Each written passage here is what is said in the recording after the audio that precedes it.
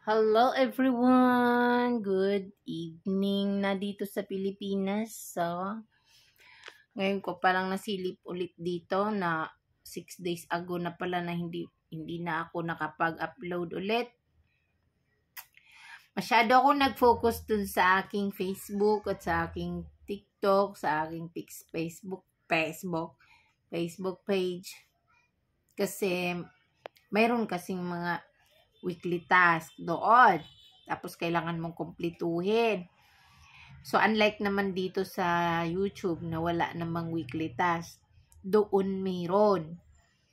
Pero, kasi kapag lagi mong nakukumpleto yung weekly task doon is mabilis kang mag-trending. Kasi, yun ang basihan ni Meta ngayon sa Facebook. Kasi yung pag-monetize sa mga tools doon is per invitation. Kapag ka na-detect niya na okay yung upload mo, yung original lahat ng videos mo, wala kang mga copyright music, and then yung dashboard mo is laging green, tapos yung weekly challenge mo is nakumpleto mo linggo-linggo, madali kanyang i-promote at talagang magti-trending yung videos mo. Lately ko lang kasi ito pinufokusan kasi di ko alam kung ano yung i-upload ko, ganun-ganun. Pero base sa mga na-observe ko kasi is sa Reels talagang may mga strategy talaga. Dapat tulad din naman dito sa YouTube. Ang gaganda lang kasi dito sa YouTube is hindi masyadong pressure kasi wala namang weekly task dito. Pero dito sa YouTube, mas mabagal yung revenue. Siguro kasi depende din naman kasi sa views. Siguro kapag marami yung views mo dito, malaki din kikitain mo. Pero alam mo guys, sobrang umunti yung aking revenue. Siguro nga kasi nga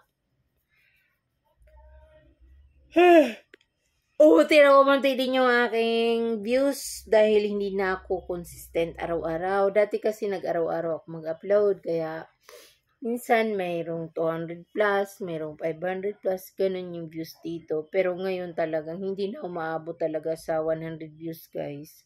Pero ang sa akin kasi, hindi naman kasi ako tulad ng iba guys na mga YouTubers dito na nag-watch to watch, nag-sub to sub, hindi ko ginagawa na dito. Dati talagang puyatan ako dahil talagang nagpo-focus lang din ako dito sa YouTube.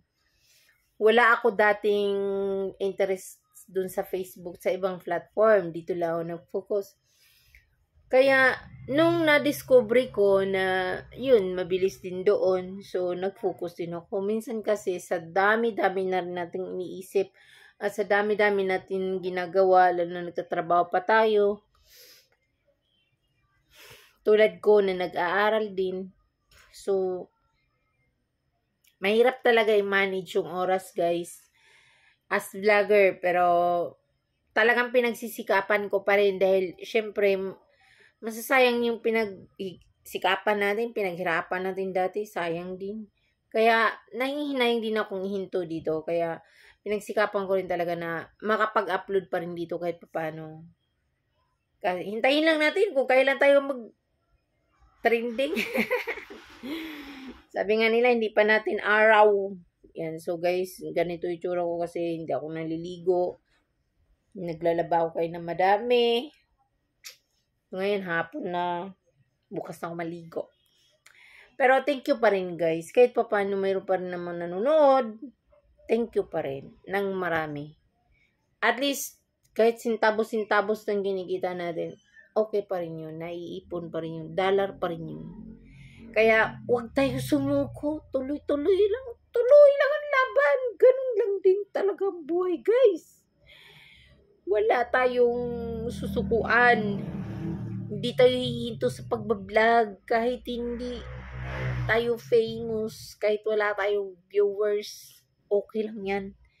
pag dumaan naman yan sa wall nila, mayroon at mayroon pa rin yan manonood. So yun guys, thank you for watching.